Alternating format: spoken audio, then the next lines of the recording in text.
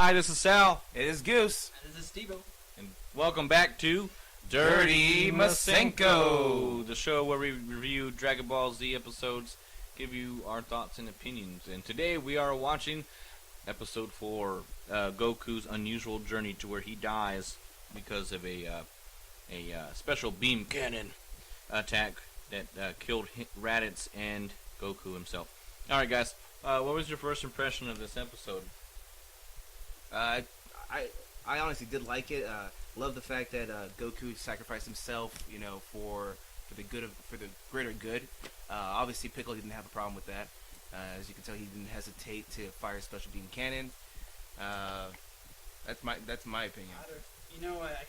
It's funny watching this episode again and how I guess you see certain things that if they had just done this, it probably wouldn't be a problem anymore.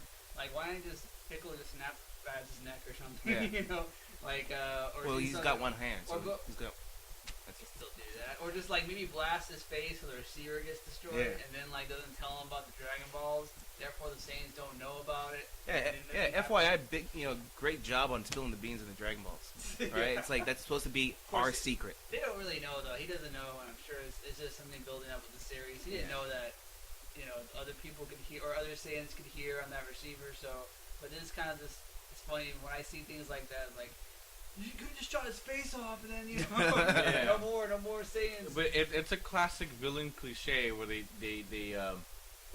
expose the plan while there's the good guy is still alive, even though Raditz isn't the good guy here. But they expose the plan, and then next thing you know, they cause more problems. But it's a kind of a good thing too, because if you think about it, Vegeta would have never made his presence to Earth if that never happened. I'm pretty sure it would have happened one way or the other. One way or the other, Vegeta would have made it. How? Well, they're in the business of conquering planets. So Earth is obviously habited, has the proper resources to sustain life in there. So of course, at one point in time, they're going to get to Earth. Moving on. Next question. No, but anyway, did y'all like the episode at all? Though I actually. Not my favorite episode. Yeah, I agree. And Polly, I give it a 5 out of 10. It's a very kind of again, I think we talked about this in previous episodes. It's kind of a Goku dies, but he doesn't really die. Oh yeah, because I thought it. Yeah, exactly. No, because like when Goku dies, it's like Krillin, he turned into a little crybaby and starts crying. It's like y'all just talked about how you're gonna wish him back and you're still crying, like. Are you that upset about it? Oh, I don't know. They made me mad. They really did. I don't mean to talk bad about the episodes. I mean, I do, but I don't. But that was one thing that really got me. One thing I did, it's a whole Crybaby episode. It really is. Yeah. Because you see Kami, who's not supposed to be this, the guardian of the Earth, crying to King Yama, scared of him. I don't understand. It just. This was the first episode, though, in the Dragon Ball. Well. I guess really in all of the Dragon Ball lore, I'm not sure. Again, I always go back to it. I haven't seen Dragon Ball in a while, so I don't know if they ever bring it up or just address it. But the concept of heaven, as it relates to Dragon Ball, it's more like purgatory. That's what it is. Something like that. So yeah, you're being judged. You get up there. Oh, you're gonna go to heaven. You're gonna go to hell, and that's it. And then I had a really whoa. Hell for infinite losers, or right. What is it called? HFMLO? Or something like that. But that doesn't stand for hell or anything. No, it stands for Home of Infinite Home of Infinite Losers, yeah. The HI, yeah. Well, did y'all knew that, right? Of course, there's the different versions of, there's the uncut versions of the Dragon Ball. Oh, yeah. So they'll say hell in there. Yeah. Just like Mr. Satan is Hercule. Exactly. And I was like... It's stupid. It's really tough. Stupid. You know what?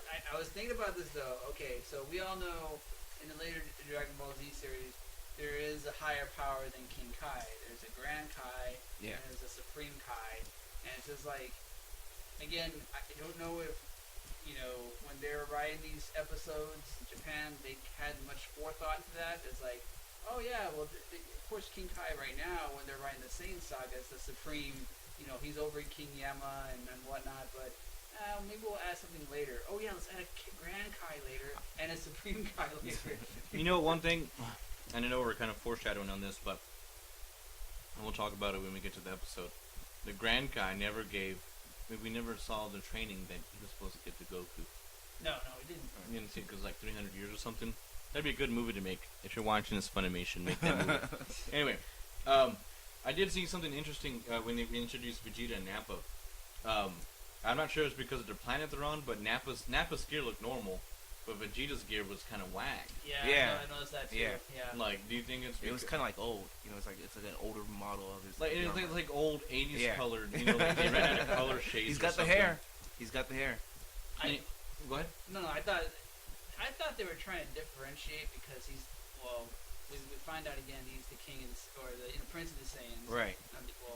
Well, Soon we'll find out. Yeah, we'll soon find out. But so that's gonna different. His armor is special colored because you're going to designate him as the higher of the Saiyans or whatever.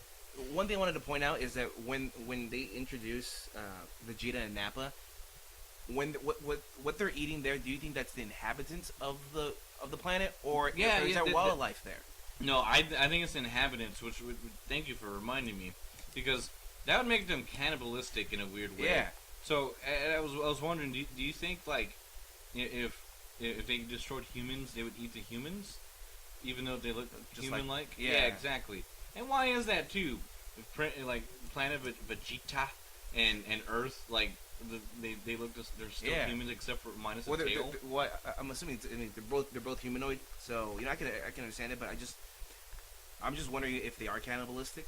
That's my main concern, because if it's No, I think they are. Yeah.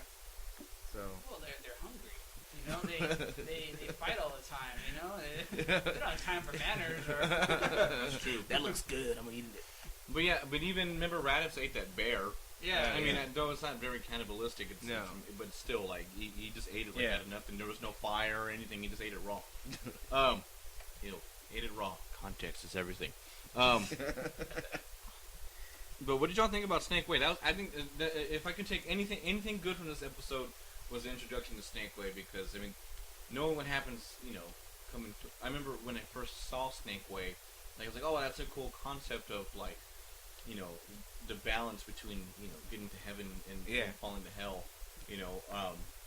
But what did y'all think about it? I thought it was really cool. Like, I mean, is it kind of corny, or I thought it was a great transition for it being 10,000 miles.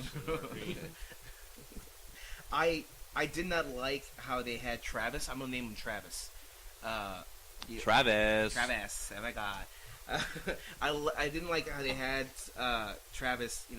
Basically have to be Goku's guide to get to Snake Way.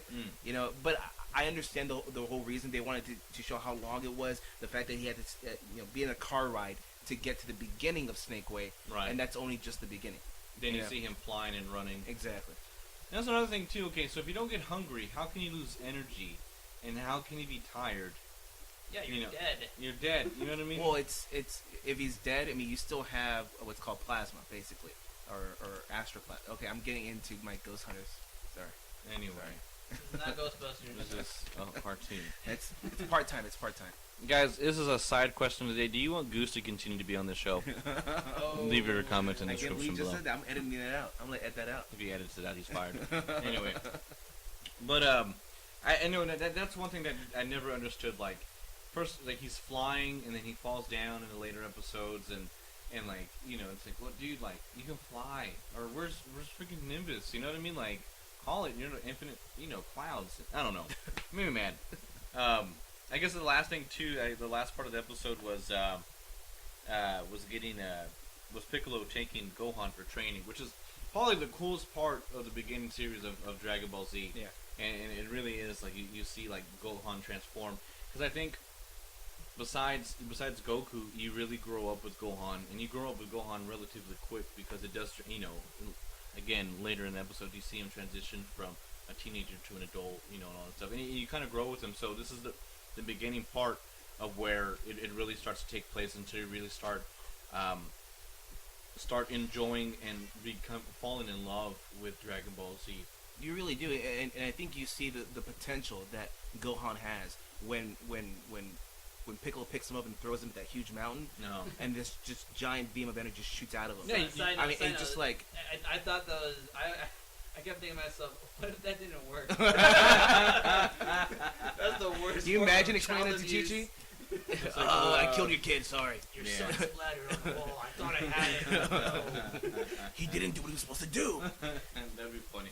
That is weird though that he, without being taught like an energy attack, he knows how to do an energy attack. I think it comes like second nature to him. It is. But It is like Goku second had nature. to learn it. Yeah, that's true. He did. It's one of those things, but another kind of I don't know if it's a real theme in this show. It's just a lot of weird things, I guess. But Right. the kids, when they, as the Dragon Ball Z characters, or really the Saiyans will have more, children, they pretty much they were born like with amazing powers. They don't have to really train. Right. them. I guess I guess since naturally gifted. I guess since the donors, I guess like Goku already having having the powers, I guess they Inherit it? Inherit And then it from genes. supposedly, I've read a while back. Someone theorized it was because it's Saiyan mixed with Earthling blood, and it's special that way. Oh, wow. It does make sense. That's a cool concept. Trunks, I like that. Goten, Gohan, they're all mixed, if you Yeah. will. So They're all half breeds. yeah, so it just happens to it's natural because of that mixture. So Yeah. interesting thought. But It's a little weird too because you would think that a full breed Saiyan would be stronger than a half breed, which we later find out that it's not. It's the other way around. At least when we get to the Cell Saga. You can edit that part out. Probably not, but I guess that's pretty much it. I mean, it was a kind of a boring episode. I mean, there was a lot to take from it, but not really. Goku dies to go to Stankway, which is a cool another side, side episodes that we'll see in the future. I think Goose, you had the question of the day. I do. Question of the day is, what is the Yemen lock? The Yemen lock. So is it a combination of maybe a camel lock, a full Nelson? Just so you know, there's again part of in the show in the episode. King Yama says he put someone in a Yama lock. I forget what specifically it was. Was it King Kai or something? No, he puts Raditz in the a Yama Yama lock. The Yama lock. So it sounds more like a wrestling move. I'm gonna go with the crossface from the late Chris Benoit. I think that's what it is. What was the But- Sheik's move? I have no idea. I'm pretty sure it was a camel clutch. Yeah, it was a camel clutch. Yeah. Yeah, that's what I said the Yemalok is too, because he looks a little cheeky. Cheekish. He's got a big beard. I'm gonna say it's an ankle lock. An ankle lock? Yeah, That's I honestly pretty weak think. stuff. No, it's not. Oh my god, guys, I'm so sorry. Please, this has been Dirty Masenko. I'm shaking my head in shame. I will see you on the next episode. Bye, guys.